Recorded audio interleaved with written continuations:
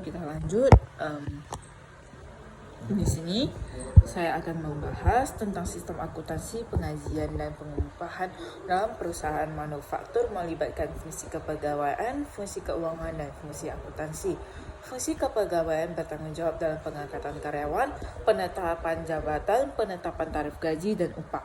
Biasanya itu HRD biasanya kita bilang gitu ya. Nah, kemudian fungsi keuangan bertanggung jawab untuk pelaksanaan pembayaran gaji dan upah serta berbagi tunjangan kesejahteraan karyawan.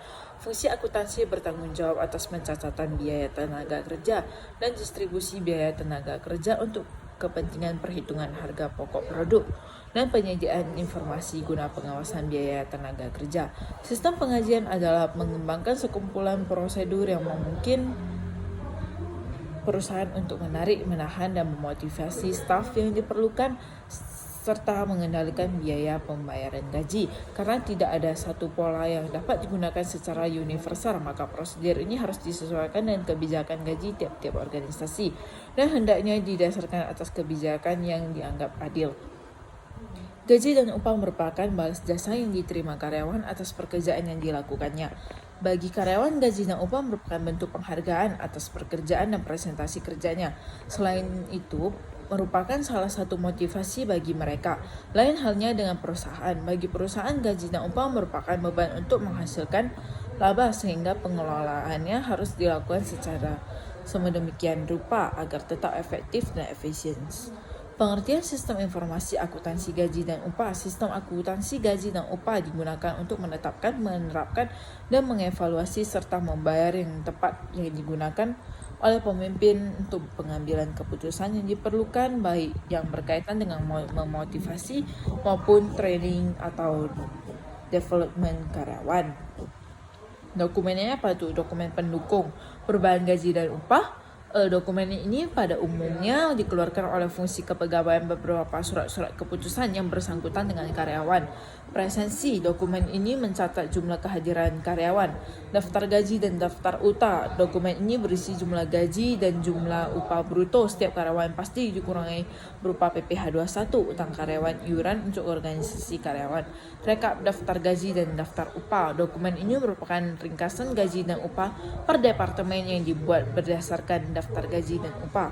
Sistem pengajian terdiri dari jaringan prosedur berikut: prosedur pencatatan waktu hadir, daftar gaji, biaya gaji, pembuatan bukti kas keluar, prosedur pembayaran gaji. Sistem pengupahan terdiri dari jaringan prosedur berikut: pencatatan waktu kerja, waktu hadir, daftar upah, distribusi biaya upah, pembuatan kas keluar, sama pembayaran upah. Fungsi-fungsi yang terkait dengan sistem akuntansi pengajian dan pengupahan adalah sebagai berikut. Fungsi PSDM atau HDC bertugas untuk merekap hasil presensi karyawan yang nantinya disetor ke fungsi keuangan. Fungsi ini bertanggung jawab untuk membuat slip gaji berdasarkan data yang telah diterima dari fungsi PSDM dan HDC dan membuat laporan pengajian. Manajer memvalidasi semua kejadian yang telah dilakukan oleh fungsi-fungsi sebelumnya. Fungsi yang terkait dalam sistem akuntansi pengajian dan pengupahan adalah sebagai berikut. Fungsi kepegawaian, pencatatan waktu, pembuatan daftar gaji, upah, fungsi akuntansi, dan fungsi keuangan. Nah, maksudnya itu apa sih gitu ya kan? Nah, fungsi keuangan, fungsi kayak ini misalnya itu kita bilang tentang HRD ya. HRD. Jadi misalnya jam kerja kita itu harus dicatat, presensi kita itu harus dicatat. Terus bagi kita itu gaji itu apa? Gaji itu sebuah penghargaan. Kita udah kerja capek-capek masa nggak dapat apa-apa? Nggak usah munafik deh, nggak ada yang mau ya kan? Pasti kita semua itu butuh cuan, butuh uang. Nah itu yang disebut dengan penghargaan digaji gitu, digaji. Nah jadi dengan banyaknya karyawan itu, gimana kita cara gajinya itu ya kan? Nah, yang pertama, kita harus mikir nih, gimana supaya mereka itu gak telat hadir.